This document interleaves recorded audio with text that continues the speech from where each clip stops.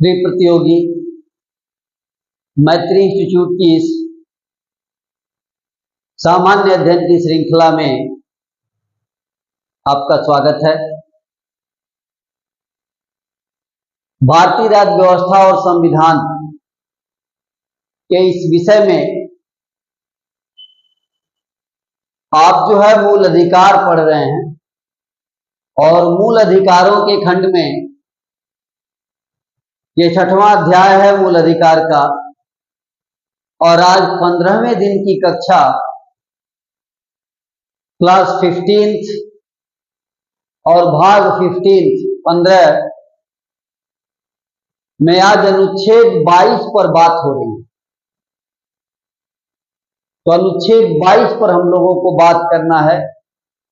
अनुच्छेद 22 का मतलब है कि कुछ दशाओं में गिरफ्तारी और निरोध से संरक्षण। 22 क्या कहता है, हमें यह जानना कि कुछ दशाओं में गिरफ्तारी और निरोध से व्यक्ति को, नागरिक को कैसे संरक्षण प्राप्त होगा, ये बात करना है अनुच्छेद 22 में। एक शब्द है गिरफ्तारी। गिरफ्तारी दो कारणों से होती है। किसी व्यक्ति को पुलिस दो कारणों से गिरफ्तार करती है, या निवारित करती है, निरोध करती है, डिटेंशन में रखती है, कारावास में रखती है। तो दो शब्द, एक तो गिरफ्तारी और निरोध। तो गिरफ्तारी होगी अरेस्ट और निरोध कारावास में रखना। ये दोनों चीजें दो कारणों से हो सकती। एक तो ये कि किसी व्यक्ति ने कोई अपराध कर दिया या ऐसी सूचना हो कि किसी ने कानून तोड़ा है, तो उसे पुलिस अरेस्ट कर सकती है। और एक उस समय भी पुलिस अरेस्ट कर सकती है जब पुलिस को, राज्य को ये लगे कि इस व्यक्ति से खतरा है, यह व्यक्ति शांति भंग कर सकता है, यह व्यक्ति अपराध कर सकता है। अगर ऐसा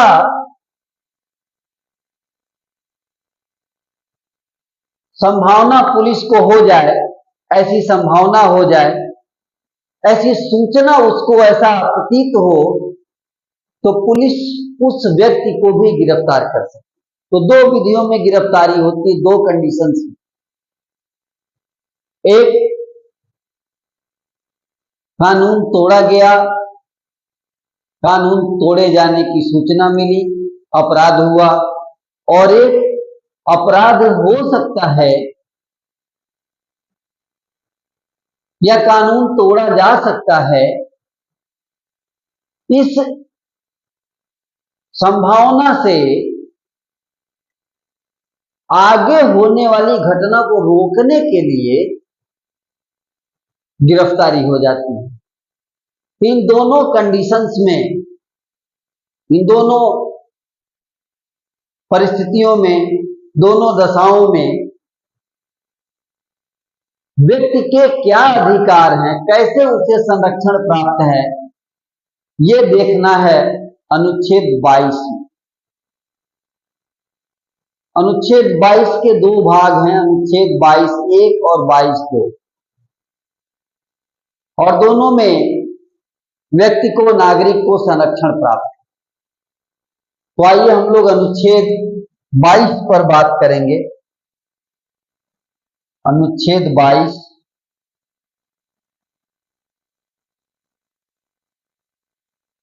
अनुच्छेद 22 पर बात होनी है। 22(1) और 22(2), अनुच्छेद 22(1) और अनुच्छेद 22(2), ये दो अनुच्छेद हैं 22(2). इन दोनों में किसी व्यक्ति को सामान्य दंड विधि के अधीन गिरफ्तार करने, यानी कि अनुच्छेद 22(1) और 22(2) में किसी व्यक्ति को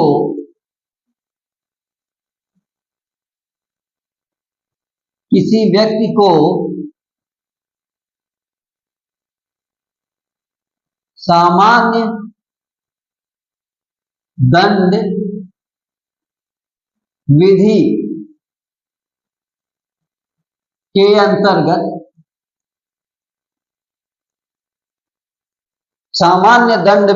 अंतर्गत गिरफ्तार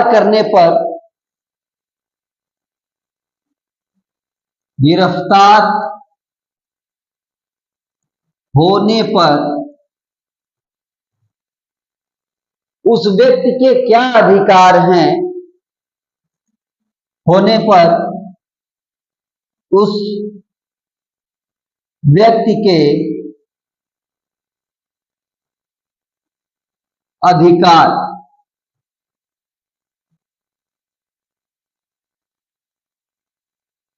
तो यहां बात आपको क्लियर हुई कि सामान्य दंड विधि से अगर कोई व्यक्ति गिरफ्तार होता है तो अनुच्छेद 22(1) और 22(2) के द्वारा उसे गिरफ्तार होने के बाद क्या क्या अधिकार हैं ये बताया गया है।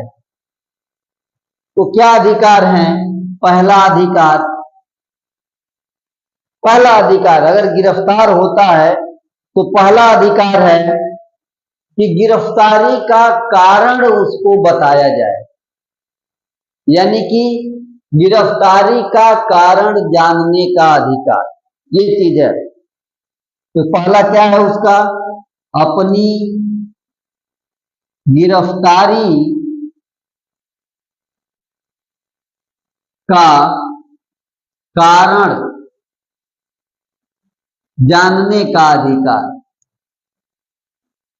कारण जानने का अधिकार, पहली बात तो ये पुनः सुन लें, कोई व्यक्ति अगर सामान्य दंड विधि से गिरफ्तार होता है, सामान्य दंड विधि के अंतर्गत गिरफ्तार होता है, तो उसके कई अधिकार हैं। गिरफ्तारी के बाद पहला अधिकार उसका है कि उसे गिरफ्तारी का कारण पता चले कि क्यों उसे गिरफ्तार किया गया, क्यों उसे निवारित किया गया, डिटेन किया गया, क्यों उसे बंद किया गया। तो एक अधिकार अगले पृष्ठ पर देखते हैं कि अपनी रुचि के वकील से मामला कोर्ट में प्रस्तुत कराने का अधिकार। दूसरा क्या है कि अपनी रुचि के वकील से मामले को कोर्ट में प्रस्तुत कराने का अधिकार है उसको। तो क्या अधिकार है अगला? यानी अपनी रुचि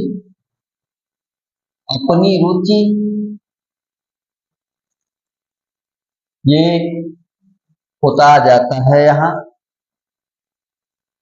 अपनी रुचि के वकील से मामला न्यायालय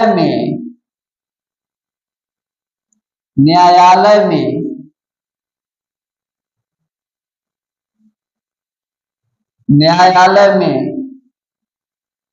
प्रस्तुत कराने का अधिकार। तो दूसरा अधिकार क्या है? पहला, उसे गिरफ्तारी का कारण बताया जाए। दूसरा कि अपनी रुचि के वकील से वह न्यायालय में अपने पक्ष को प्रस्तुत कर सकता है। उसके अलावा 24 घंटे के अंदर मजिस्ट्रेट के समक्ष प्रस्तुत किए जाने का अधिकार 24 घंटे के अंदर, यानी गिरफ्तारी के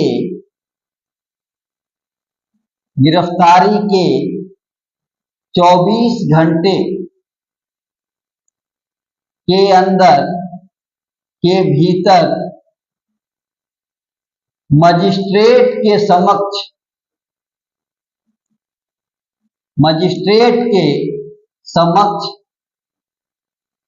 प्रस्तुत किए जाने का अधिकार। ये दूसरा अधिकार। तीसरा अधिकार उसका है कि मजिस्ट्रेट के समक्ष प्रस्तुत किए जाने का अधिकार। हाँ, इसमें अवकाश अगर कोई पड़ जाता है तो अवकाश का और यात्रा का समय शामिल नहीं होगा, यानी इसमें अवकाश तथा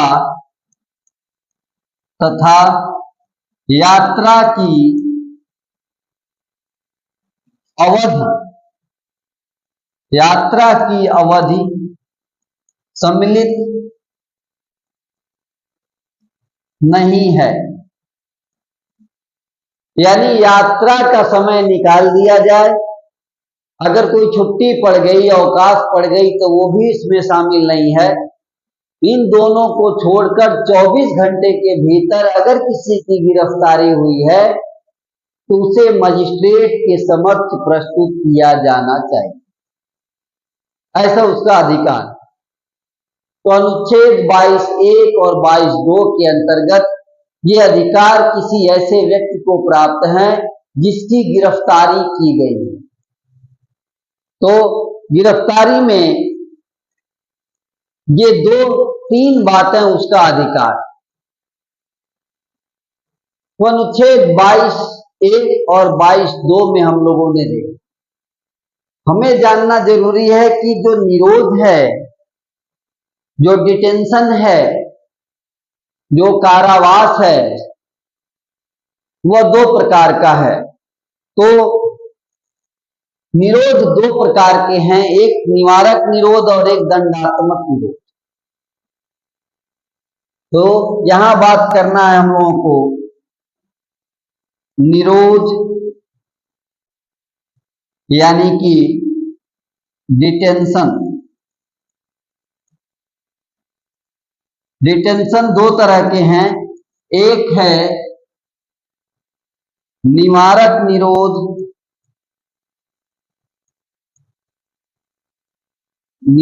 निरोध और दूसरा है दंडात्मक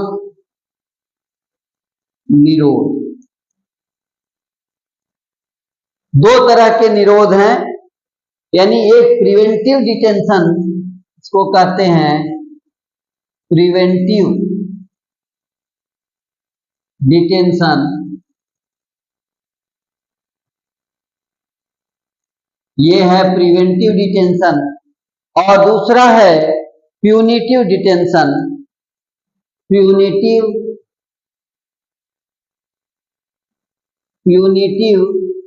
डिटेंशन, ये 2 तरह के डिटेंशन आपके सामने हैं। 2 तरह के डिटेंशन। यहां क्या है, अपराध से पहले, और ये क्या है, अपराध के बाद। कोई अपराध होने से पहले निवारक निरोध, यानी अपराध घटित होने से पहले गिरफ्तारी हो जाए, जिसको कहते हैं प्रिवेंटिव डिटेंशन। और अपराध घटित होने के बाद गिरफ्तारी हो, इसे कहते हैं दंडात्मक निरोध, यानी कि प्यूनिटिव डिटेंशन। तो अपराध के पूर्व, अपराध घटित होने से पूर्व गिरफ्तार किया जाएगा, और अपराध घटित होने के बाद, अपराध घटित होने के बाद। तो दो तरह के निवारक होते हैं। पहले ही बात हुई है कि दो तरह के निवारक हैं, दो तरह के निरोध हैं, एक निवारक निरोध और एक दंडात्मक निरोध। दो तरह का कैद है। एक कैद है अपराध होने से पहले ही पकड़ लिया जाए कि अपराध होने की आशंका है, यह है आपका निवारक निरोध, यानी कि प्रिवेंटिव डिटेंशन, प्रिवेंटिव। और ये है दंडात्मक निरोध, यानी कि दंड के रूप में अपराध होने के बाद दिया गया निरोध। ये दो तरह से है और इन दोनों प्रकार के जो निरोध हैं, दोनों प्रकार के जो कैद हैं, इन दोनों में कुछ शर्तें हैं कि किन शर्तों के आधार पर और क्या क्या अधिकार व्यक्ति के हो सकते। तो हम लोग बात करेंगे कि निरोध की शर्तें,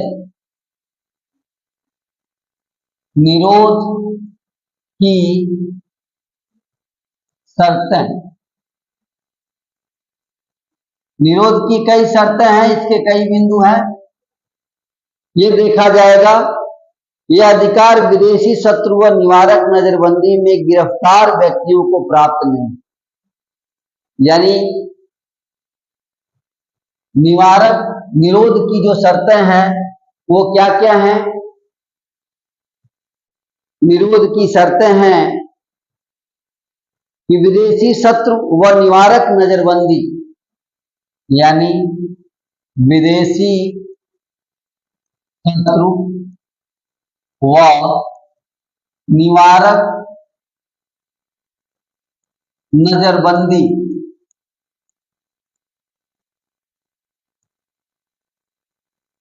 ये दो ऐसी चीजें हैं। निवारक नजरबंदी में गिरफ्तार व्यक्ति को, गिरफ्तार व्यक्ति को ये 21-22 के अधीन शर्तें, मतलब अनुच्छेद 21-22 के अधीन अधिकार की शर्तें, व्यक्ति को यह अधिकार नहीं है, अधिकार प्राप्त नहीं। मतलब निरोध की जो शर्तें हैं, अर्थात यहां एक चीज और बढ़ा लें हम लोग, अनुच्छेद 22(1) व 22(2) में प्राप्त अधिकार, यानी ये अधिकार जो है किनको किनको प्राप्त है। तो विदेशी शत्रु को अधिकार प्राप्त नहीं है और निवारक नजरबंदी में अगर गिरफ्तारी हुई है, निवारक नजरबंदी मतलब अपराध घटित होने से पूर्व इस आशंका में कि अपराध हो सकता है, इन दो परिस्थितियों में अधिकार प्राप्त नहीं है। कौन कौन से अधिकार प्राप्त नहीं है?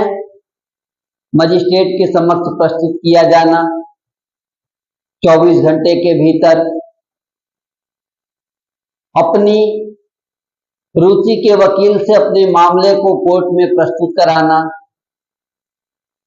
और गिरफ्तारी का कारण बताया जाना। ये तीन चीजों का अधिकार किनको किनको नहीं है, ये शर्तें जो है आप देख रहे हैं।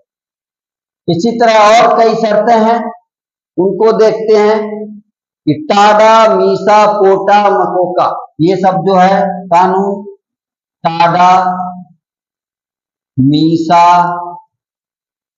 पोटा, मकोका आदि, यानी अगर ये सब हैं तो आदि निवारक नजरबंदी के तहत आते हैं। आदि निवारक नजरबंदी के तहत आते हैं। इनको आप निवारक नजरबंदी समझेंगे। निवारक नजरबंदी के तहत आते हैं। और निवारक नजरबंदी में अधिकार नहीं है। ये सभी निवारक नजरबंदी वाले हैं, इसमें अधिकार नहीं है। यानी भारत में इसके माध्यम से गिरफ्तार व्यक्ति को, भारत में इनके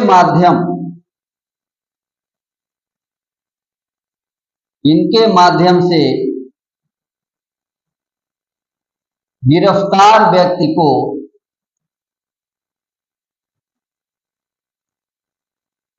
ध्यान रहे, इनके माध्यम कौन कौन? टाडा से, मीसा, पोटा, मकोका, इस तरह के जो कानून हैं, इसके अंडर में अगर कोई गिरफ्तार होता है तो गिरफ्तार व्यक्ति को 3 माह से अधिक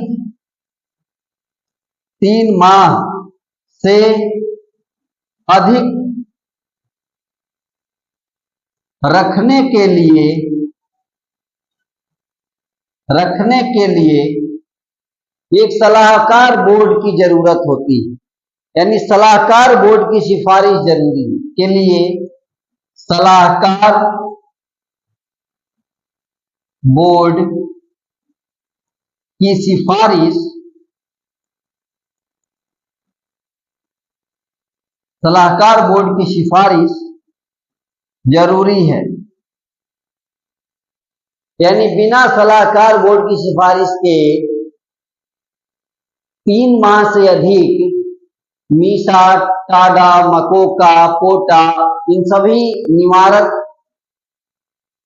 जो कानून हैं, इनके अंतर्गत 3 माह से अधिक आप जेल में नहीं रखेंगे। अगर रखेंगे तो उसके लिए सलाहकार बोर्ड की सिफारिश जरूरी है। और सलाहकार बोर्ड क्या होगा? ऐसे व्यक्ति को मजिस्ट्रेट के सामने भी प्रस्तुत करना अनिवार्य नहीं, ठीक है। ऐसे व्यक्ति को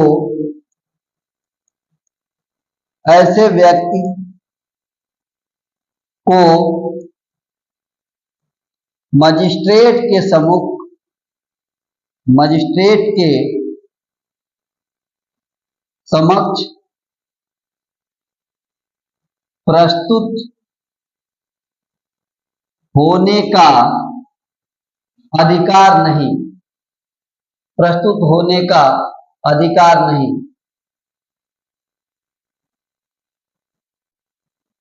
तो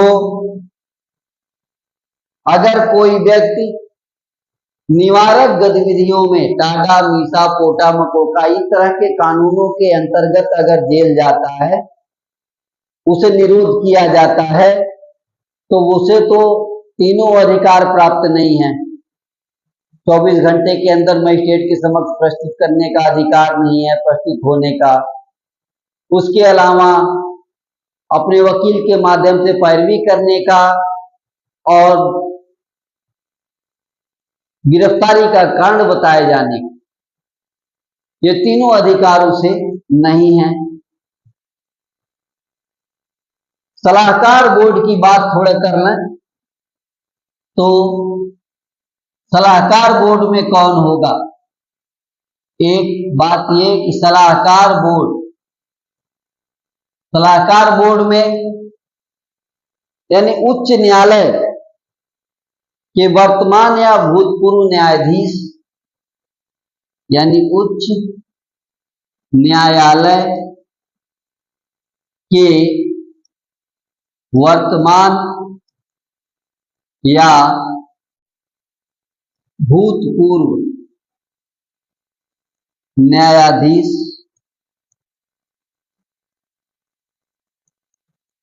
या तो उच्च न्यायालय के वर्तमान न्यायाधीश हो या पूर्व न्यायाधीश हो या फिर उच्च न्यायालय में न्यायाधीश बनने की अर्हता रखने वाला कोई व्यक्ति या उच्च न्यायालय में न्यायाधीश बनने की अर्हता रखने वाला कोई व्यक्ति, अर्हता रखने वाला कोई व्यक्ति।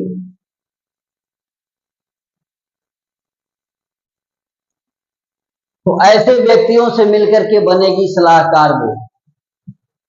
सलाहकार बोर्ड कैसे बनेगी? सलाहकार बोर्ड में उच्च न्यायालय के वर्तमान या भूतपूर्व न्यायाधीश होंगे या उच्च न्यायालय के न्यायाधीश बनने की अर्हता रखने वाला कोई व्यक्ति, ऐसे व्यक्ति के सलाहकार बोर्ड होंगे और उस सलाहकार बोर्ड की सिफारिश पर ही 3 माह से अधिक डिटेंशन रखना संभव है। अब इसे आगे और स्पष्ट कर लिया जाए कि 44वें संविधान संशोधन अधिनियम, अगला बिंदु 44वें संविधान संशोधन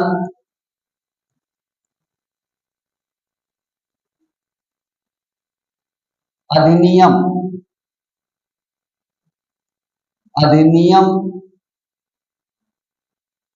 1978, इसमें संशोधन करके जो 3 माह का डिटेंशन की अवधि थी, निरोध की अवधि थी, उसे घटाकर 2 माह कर दिया। तो निरोध की अधिकतम अवधि 3 महीने से घटाकर में निरोध की अधिकतम अवधि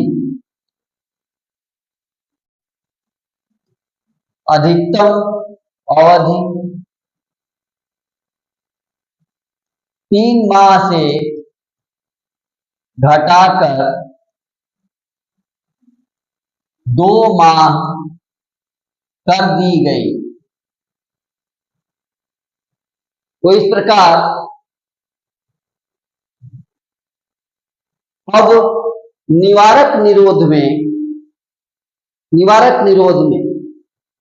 प्रिवेंटिव डिटेंशन में जो निरोध की अवधि है, अब वो 2 माह, कितना है? 2 माह है, 3 माह नहीं है। इस बात को यहां ध्यान रखेंगे। तो अनुच्छेद 22 के 1 और 2 में कौन कौन से अधिकार निरोध वाले व्यक्ति को, कैद में रखे गए व्यक्ति को प्राप्त हैं, ये आपने देखा। निरोध 2 तरह के हैं, एक प्यूनिटिव और एक प्रिवेंटिव। एक दंडात्मक है तो एक निवारक है। एक अपराध से पहले है, एक अपराध के बाद है। तो ये बातें हुई। इसके बाद अनुच्छेद 22 में ही संसद को जो शक्ति प्राप्त हुई कि संसद निवारक निरोध का काम कर सकती है, निवारक निरोध के लिए कानून बना सकती है। 2 महीने तक किसी व्यक्ति को निवारक निरोध में रखा जा सकता है और उसके बाद अगर रखना है तो सलाहकार बोर्ड की सिफारिश पर रखा जाएगा। भारत में कई निवारक निरोध कानून आए, तो निवारक निरोध कानूनों के थोड़े इतिहास को जान लेना जरूरी है, क्योंकि परीक्षाओं में निवारक निरोध से संबंधित जो कानून हैं वर्तमान में हैं और जो पहले थे उन सभी पर प्रश्न पूछे गए हैं और प्रश्न पूछे जाते हैं। तो निवारक निरोध विधियों का इतिहास में एक हेडिंग देखना है कि निवारक निरोध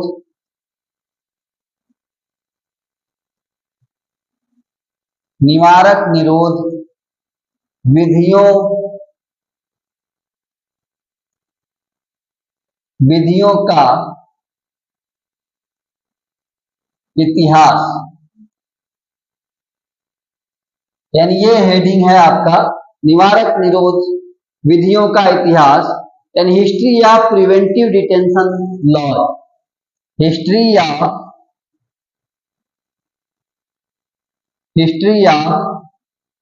प्रिवेंटिव डिटेंशन लॉ। तो इनका इतिहास हमें जानना कि निवारक निरोध कानूनों का क्या इतिहास है, कब कौन कौन से निवारक निरोध कानून बने, इस पर हम लोग संक्षिप्त चर्चा करेंगे। पहला है, इसमें देख लें कि अनुच्छेद 22 का प्रयोग करते हुए, अनुच्छेद 22 की शक्तियों का प्रयोग करते हुए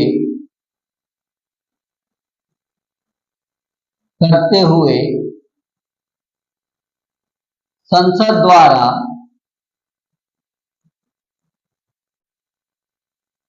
द्वारा निवारक निरोध हेतु बनाए गए कानून, बस इतना ही रहने देते हैं। इसकी बात हम लोग कर रहे हैं कि संसद ने अनुच्छेद 22 से जो शक्ति प्राप्त की, निवारक निरोध के मामले में उसने कितने कानून बनाए, उन्हीं के बारे में हमें देखना है कि वे कौन कौन से कानून बनाए गए। पहला, यहां पर हम लोग क्रम से चलेंगे, पहला जो कानून बना उसको देखेंगे पहले, जिसका नाम है निवारक निरोध अधिनियम 1950। पहला ही निवारक निरोध अधिनियम 1950, यानी preventive detention act 1950, preventive detention act, preventive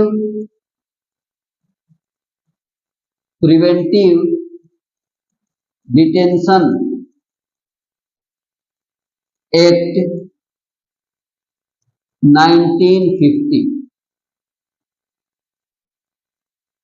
1950 में ये बना निवारक निरोध अधिनियम 1950। खास बात ये थी कि सलाहकार बोर्ड, इसमें 2.5 महीने का समय था, 10 सप्ताह का समय था, लेकिन सर्वोच्च न्यायालय ने इसे असंवैधानिक घोषित कर दिया। सर्वोच्च न्यायालय ने इसे, आपने देखा कि 1950 में ही निवारक निरोध, पहला निवारक निरोध कानून बन गया। जब संविधान लागू हुआ, अनुच्छेद 22 के द्वारा संसद को शक्ति प्राप्त हुई, तुरंत निवारक निरोध कानून बनाए गए। यद्यपि सुप्रीम कोर्ट ने उसे समाप्त कर दिया, लेकिन फिर भी यह निवारक निरोध कानून डेट बढ़ा करके 1969 तक चलता रहा। 1969 तक, तो 1969 तक ये चलता रहा। बस हम लोग इसके बारे में संक्षिप्त ही जानेंगे, क्योंकि जो ज्यादा पूछे जाने वाले हैं उनके नाम भी आपके सामने आएंगे। तो ये 1969 तक किसी न किसी रूप में इसे सरकार आगे बढ़ाती रही। इसके बाद ये समाप्त हो गया और दूसरा इसमें आया, आंतरिक सुरक्षा अधिनियम। दूसरा आया आंतरिक सुरक्षा अधिनियम।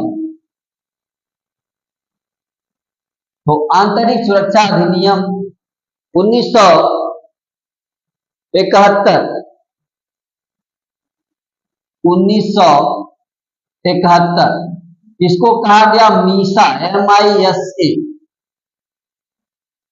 मीसा यानी maintenance of internal security act, maintenance of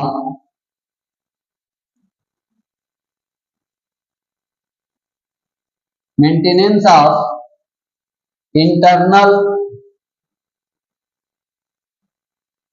security act 1971, इसे मीसा कहा गया, maintenance of internal security act 1971। 1971 में कांग्रेस की सरकार थी। सरकार को ऐसा लगा कि निवारक गतिविधियां चल रही हैं, देश की आंतरिक सुरक्षा को ध्यान में रखते हुए तत्कालीन सरकार ने कानून बनाया जिसका नाम था आंतरिक सुरक्षा अधिनियम 1971, जिसको मीसा, क्या कहा गया, मीसा। ध्यान रहे ये शब्द आपको याद रहे कि इसे मीसा कहा गया, maintenance of internal security act, Misa. इस तरह से 1971 में ये बना, लेकिन 1974 तक ही चला और 74 में फिर दूसरा कानून बनाया गया। तो एक का काम 1971 में बना, यह आंतरिक सुरक्षा को ध्यान में रख करके बनाया गया और ये भी एक निवारक निरोध कानून बना। इसके बाद विदेशी मुद्रा संरक्षण और तस्करी निवारण अधिनियम, इसके बाद तीसरे का नाम था विदेशी मुद्रा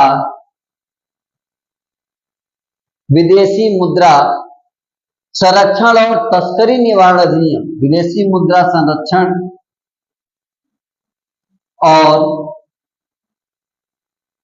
तस्करी निवारण अधिनियम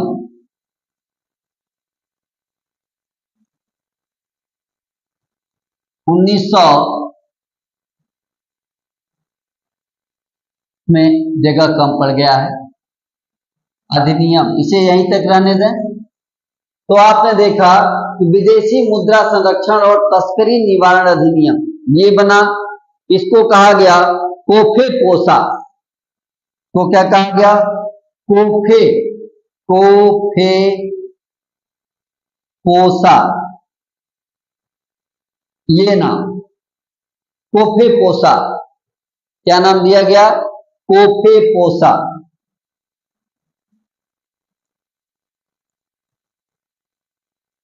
जिसका पूरा नाम है विदेशी मुद्रा संरक्षण और तस्करी निवारण अधिनियम कोफे पोसा।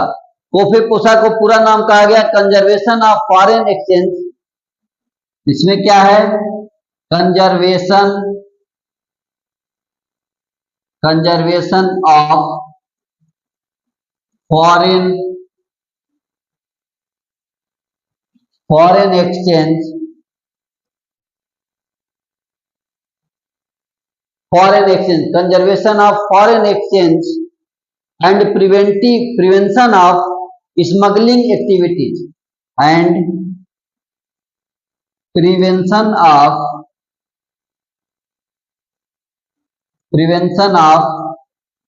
Smuggling activities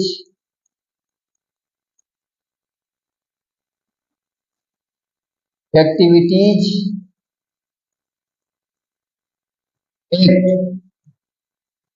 1974। इस तरह से यह कानून आया 1974 में, इसे पारित किया गया, क्योंकि 1971 वाला जो कानून था मीसा, आपने देखा कि 1971 में क्या बना, मीसा। मीसा का मतलब था आंतरिक सुरक्षा कानून। लेकिन सरकार के सामने, राज्य के सामने अब विदेशी मुद्रा संरक्षण का मामला भी आ गया और तस्करी का मामला आने लगा, स्मगलिंग का मामला आने लगा। इसको कानून के दायरे में लाने की आवश्यकता थी।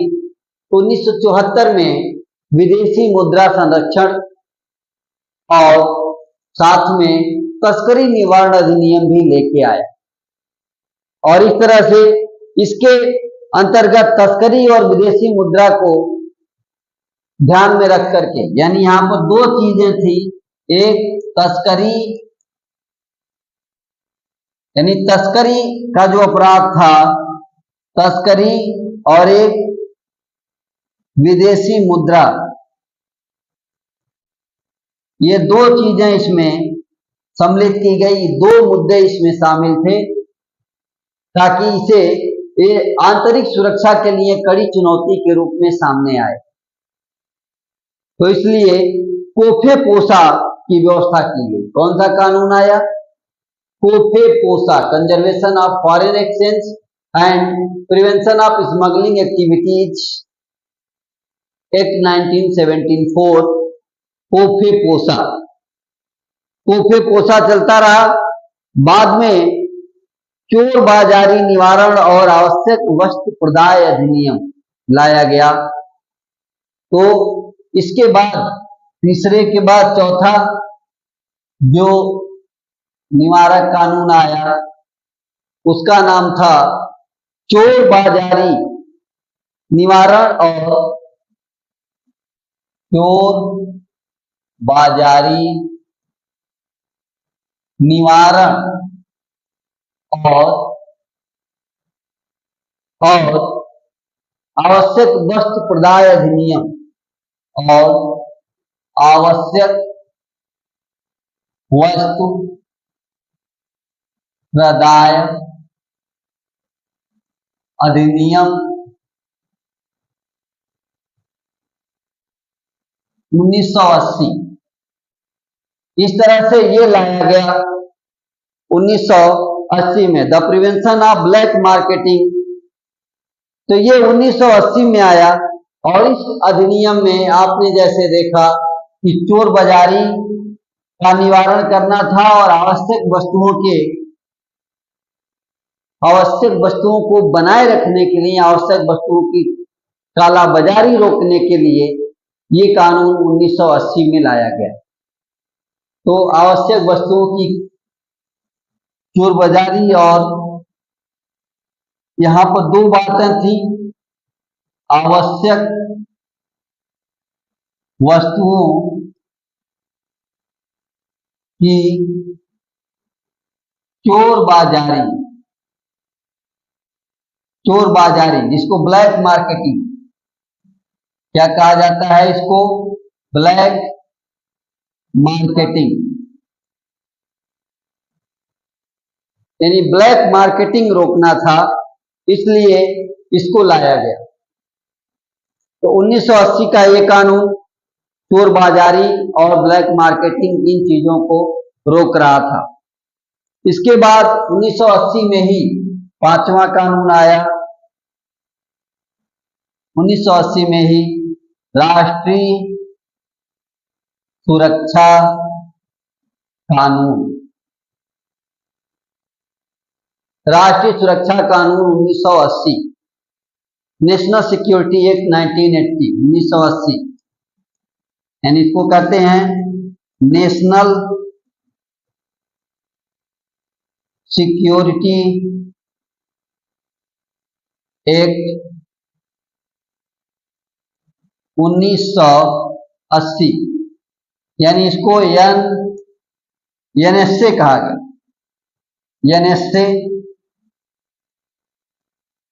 एनएसए लोकप्रिय नाम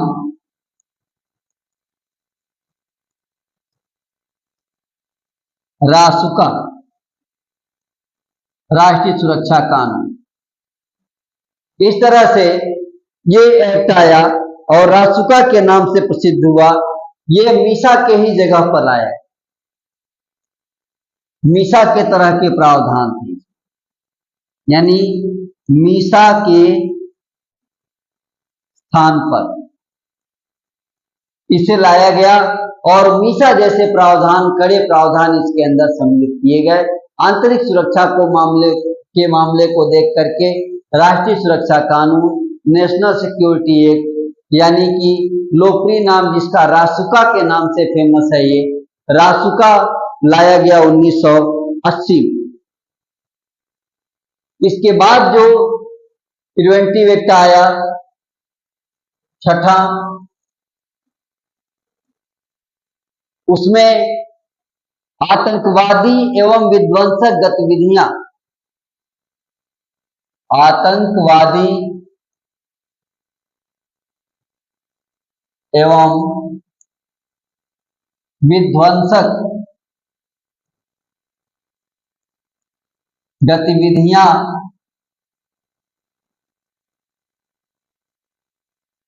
निवारक अधिनियम,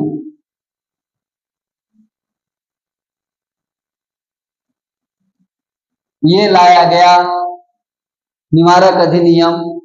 ये 1987 में आया, 1987, और इसे टाडा नाम से, इसका नाम था टाडा, TADA, टाडा। इसको कहा गया टेररिस्ट एंड डिसरप्टिव एक्टिविटीज, यानी कि terrorist and disruptive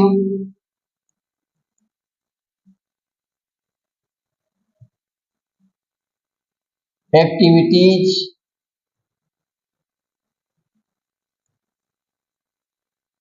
terrorist and disruptive activities prevention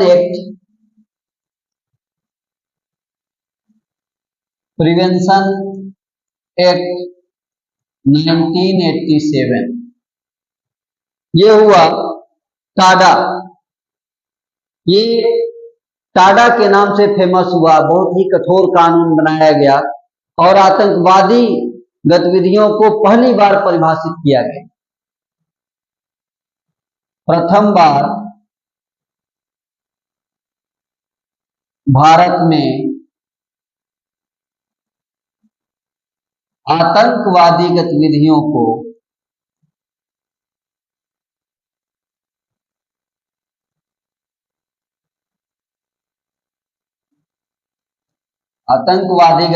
को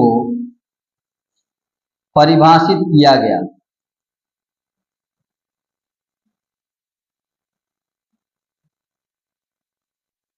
तो इस तरह से आतंकवादी गतिविधियों को पहली बार इसमें सम्मिलित किया गया। पहली बार कोई ऐसा कानून बनाया गया जिसमें आतंकवाद को शामिल किया गया। आतंकवादियों को राष्ट्रीय सुरक्षा और संप्रभुता अखंडता को खतरा मान करके ये कानून लाया गया और इस कानून ने व्यापक आधार पर जो है आतंकवादी गतिविधियों में निवारक निरोध का काम किया। बड़े पैमाने पर इसमें धरपकड़ और निरोध का उदाहरण देखने को मिलता है। इसके बाद है आतंकवाद निरोधक अधिनियम 2002। आतंकवाद निवारक अधिनियम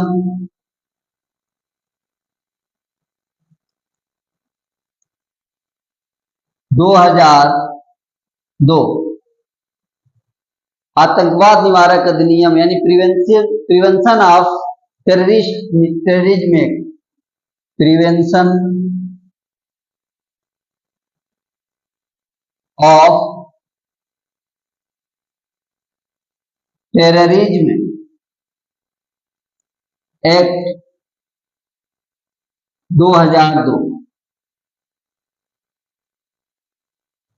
यद्यपि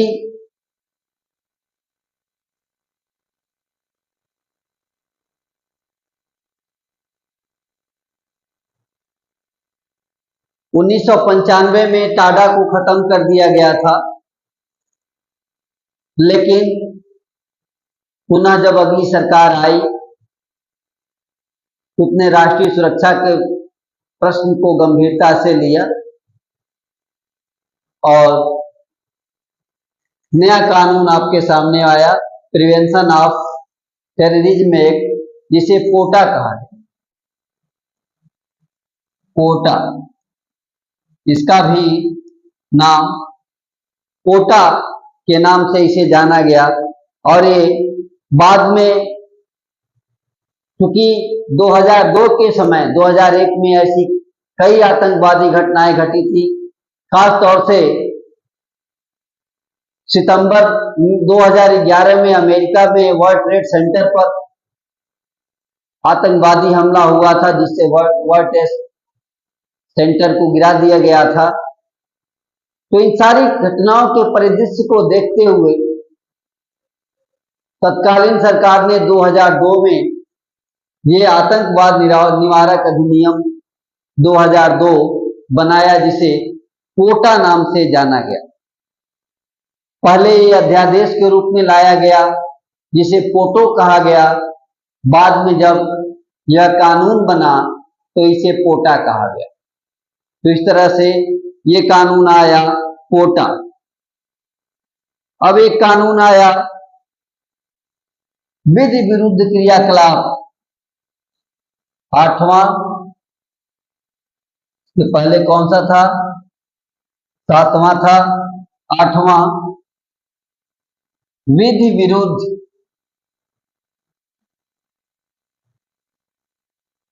क्रियाकलाप, यानी विधि विरुद्ध क्रियाकलाप निवारण संशोधन अधिनियम 2019, निवारण संशोधन अधिनियम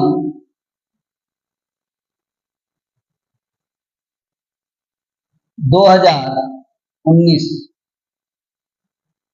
ये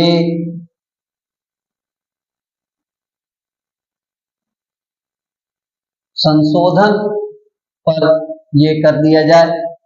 तो इस तरह से विधि विरुद्ध क्रियाकलाप निवारण संशोधन अधिनियम 2019 बनाया गया। पोटा को आगे सरकार ने निरस्त कर दिया। 2004 में जब पुनः कांग्रेस की सरकार आई तो उसने पोटा को खत्म कर दिया, लेकिन तब पुनः उन्हें आतंकवादी गतिविधियों से लड़ने के लिए एक ऐसे कानून की आवश्यकता महसूस हुई और फिर पोटा के ही बहुत सारे प्रावधानों को लेते हुए एक दूसरा कानून बनाया गया। और ये कानून जो 1967 का कानून था 2004 में बना, 2008 में इसे बनाया गया। 2008 में कानून बनाया गया और 2019 में संशोधित करके इसे पुनः लागू किया गया। 2012 में आर्थिक सुरक्षा को लाया गया और 2019 में संशोधन के पश्चात 2019 में संशोधन करके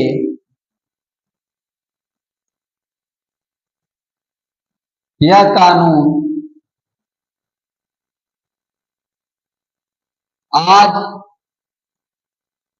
आज भी उपस्थित है।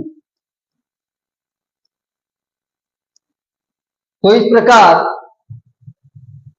भारत में निवारक कानूनों को लेकर के कई कानून समय समय पर बनाए गए, उनमें परिवर्तन हुए, संशोधन हुए और अंततः इस तरह के निवारक गतिविधियों यानी कि अपराध होने से पहले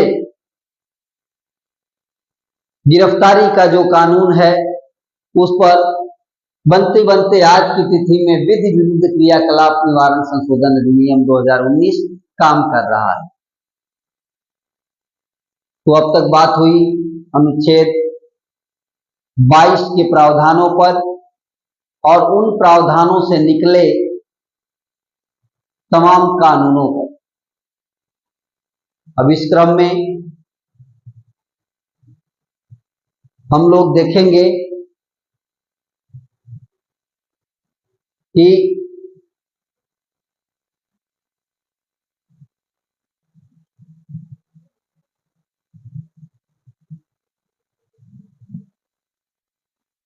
जल्दी से इस क्लास को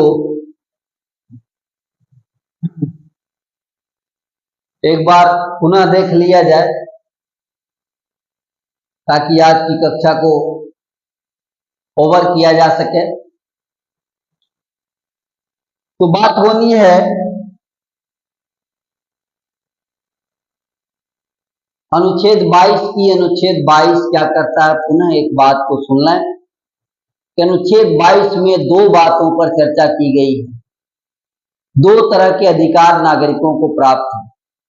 अधिकार दोनों ही हैं गिरफ्तारी से बचने का। कैसा अधिकार? गिरफ्तारी और निरोध से संरक्षण मिला। कुल मिला जुला के गिरफ्तारी से संरक्षण प्राप्त। अनुच्छेद 22(1) और 22(2) में यही बात कही गई है कि किसी व्यक्ति को सामान्य दंड विधि के अंतर्गत गिरफ्तार होने पर व्यक्ति के कुछ अधिकार। मान लीजिए कोई व्यक्ति सामान्य दंड विधि से गिरफ्तार हुआ, कोई कानून तोड़ा है, कोई अपराध कारित हुआ है, तो उसकी गिरफ्तारी होगी। गिरफ्तारी के बाद उसके 3 अधिकार बनते हैं। नंबर 1 कि अपनी गिरफ्तारी का कारण जानने का उसको अधिकार है कि क्यों उसे गिरफ्तार किया गया। नंबर 2 अपनी रुचि के वकील से मामले को कोर्ट में रख सके, ये भी अधिकार है। और नंबर 3 गिरफ्तारी के 24 घंटे के भीतर मजिस्ट्रेट के सामने उसे प्रस्तुत किया जाना चाहिए कि हाँ, सशरीर उसे प्रस्तुत किया जाना चाहिए। इसमें यात्रा का समय नहीं जोड़ा जाएगा और यदि कोई अवकाश है तो अवकाश का समय भी नहीं जोड़ा जाएगा। 24 घंटे के भीतर उसे मजिस्ट्रेट के समक्ष प्रस्तुत किया जाना है। ये 3 अधिकार। अनुच्छेद 22 में गिरफ्तारी पर बात हो रही है, तो यहां जानना है कि 2 तरह की गिरफ्तारी है, 2 तरह के निरोध है, 2 तरह के डिटेंशन है, 2 तरह की गिरफ्तारी। एक गिरफ्तारी है जिसको कहते हैं निवारक निरोध। निवारक निरोध जिसको प्रिवेंटिव डिटेंशन कहते हैं, यानी अपराध होने से पहले गिरफ्तार हो जाना। और एक गिरफ्तारी है दंडात्मक निरोध, अपराध होने के बाद गिरफ्तार। तो ये दो स्थितियों में गिरफ्तारी संभव है, एक अपराध होने के बाद, एक अपराध होने से पहले। अपराध होने के बाद जब गिरफ्तारी होगी तो उसके लिए 3 बातें बताई गई। एक की गिरफ्तारी का कारण बताया जाए, नंबर 2 24 घंटे के अंदर मजिस्ट्रेट के सामने प्रस्तुत किया जाए, और नंबर 3 अपनी रुचि के वकील द्वारा मामले को कोर्ट में प्रस्तुत कराया जाए। अगर गिरफ्तारी अपराध के बाद हुई है, सामान्य दंड विधि के अधीन हुई है, लेकिन अगर गिरफ्तारी पहले की गई है जिसे निवारक निरोध है, तो निवारक निरोध में संदेह के आधार पर, इस संभावना के आधार पर कि आपके हाथों कुछ गलत होने वाला है, कुछ अपराध होने वाला है, कानून भंग होने वाला है, तब गिरफ्तारी होगी। तो उस गिरफ्तारी में अधिकार प्राप्त नहीं है। इस तरह से अनुच्छेद 22(1), 22(2) में जो अधिकार प्राप्त है वो किन किन शर्तों के आधार पर हैं, ये देखना है। किनको प्राप्त नहीं है, क्या शर्तें? पहला शर्त है कि किसी विदेशी शत्रु और निवारक नजरबंदी में गिरफ्तार व्यक्ति को 3 अधिकार प्राप्त नहीं है। विदेशी शत्रु, निवारक नजरबंदी, इन दो में ये तीन अधिकार नहीं प्राप्त है। उसी के अलावा अगर टाडा, मीसा, पोटा, मकोका, टाडा, मीसा, पोटा, मकोका इन निवारक नजरबंदी के अंतर्गत आते हैं और इसके माध्यम से गिरफ्तार व्यक्ति को 3 माह से अधिक रखने के लिए सलाहकार बोर्ड की आवश्यकता पड़ती है।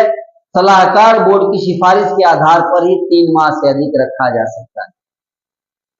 सलाहकार बोर्ड कौन होगा यह भी जान लें कि सलाहकार बोर्ड का मतलब उच्च न्यायालय के वर्तमान या भूतपूर्व न्यायाधीश या उच्च न्यायालय में न्यायाधीश होने की अर्हता रखने वाला कोई व्यक्ति ही सलाहकार बोर्ड में होगा और उसी की सिफारिश के आधार पर 3 महीने से अधिक निवारक निरोध में रखा जा सकता है किसी व्यक्ति। और इसमें अंतिम बात यह है कि 44वें संविधान संशोधन अधिनियम 1978 में संशोधन करके निरोध की जो अधिकतम अवधि थी वो 3 माह से बढ़ा करके घटा करके 2 माह कर दी। ओनली 2 मंथ, यानी 2 माह तक गिरफ्तार रख सकते हैं।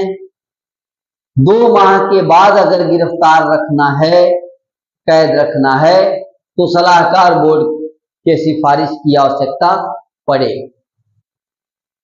सलाहकार बोर्ड में कौन होगा ये भी आपने देखा। तो ये शर्तें थी अनुच्छेद 22(1)(2) के तहत अधिकार प्राप्त करने में शर्त कि किन किन परिस्थितियों में अनुच्छेद 22(1) और 2 से अधिकार प्राप्त नहीं। अब बात होनी है गिरफ्तारी से पहले, अपराध से पहले गिरफ्तार होना, यानी निवारक निरोध।